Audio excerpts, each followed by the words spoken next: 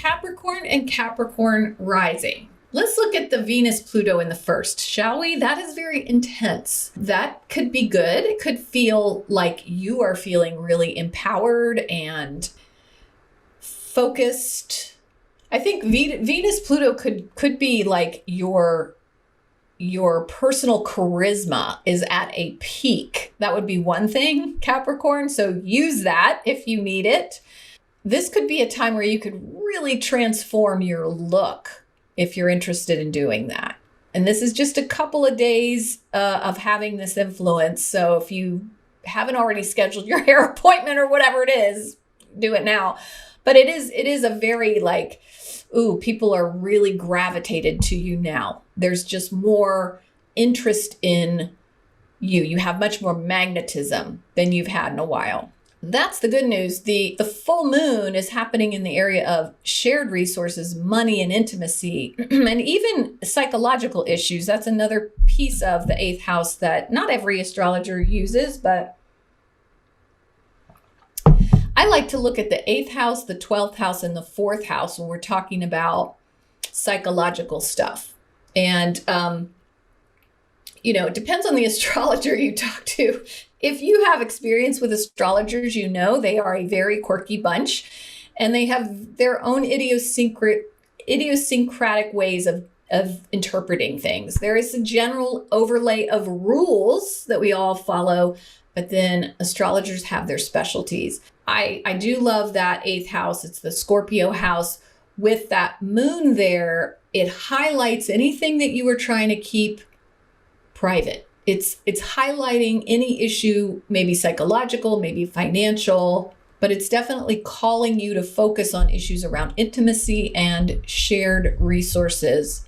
Maybe it is looking at how you have been spending yourself and how that spending is impacting a partner and a partner's idea of your spending. Maybe it is, I want to look at Saturn's involvement in the sun. I mean, you do have this very pragmatic alignment in the 2nd house. So it does suggest that even though you might want to spend money, which Capricorns are super pragmatic with money, they are not super spendy. Maybe you are considering a big project that's going to require some spending. And this full moon is giving you a moment to sort of reconsider that. Do we really need it right now? Maybe we should wait. Maybe we should, what's the word? Reduce the scope of this thing that we want to spend money on. With that Mercury going retrograde there, I could see you reducing the scope because Saturn is on the sun.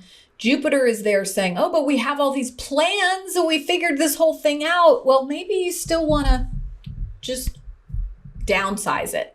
You don't want to get rid of the whole thing, but maybe downsize what you've planned. The Mercury retrograde there does require some reassessing your finances, making very pragmatic decisions using Saturn with the sun to maybe revisit your plans and just create more clarity around what it's going to look like. With the moon highlighting the 8th house, it's like, all right, let's really be practical using Saturn and the sun. Let's not get overly ambitious, and that's Jupiter and the sun. Let's highlight the areas of, what we have to spend and use pragmatism doing it. That's it. So yes, Victoria, you can still do your thing. Just do it mindfully. And the Mercury retrograde is in the 2nd house. It's not necessarily that an unexpected expense could come up, but here's the way it might look. If you're doing, a renovation and you start and then it's like, oh, but we've got to do this thing we didn't anticipate. And that's something we have to look at. That's one way.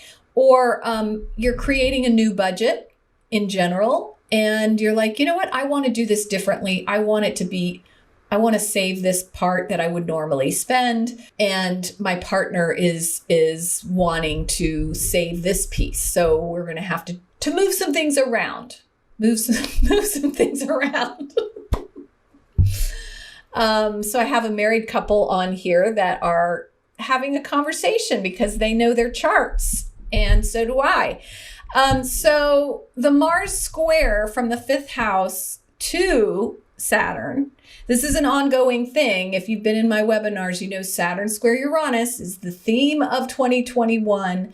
And for Capricorn, it's happening in the area of personal resources, a sense of confidence, and either your children, 5th house, or your own creative output. So it could be this tension and motivation is to earn more money from your creativity. That's one way it could be. Be more creative in how you earn your living. Or your self-worth, being challenged by your kids being rebellious. That's another way.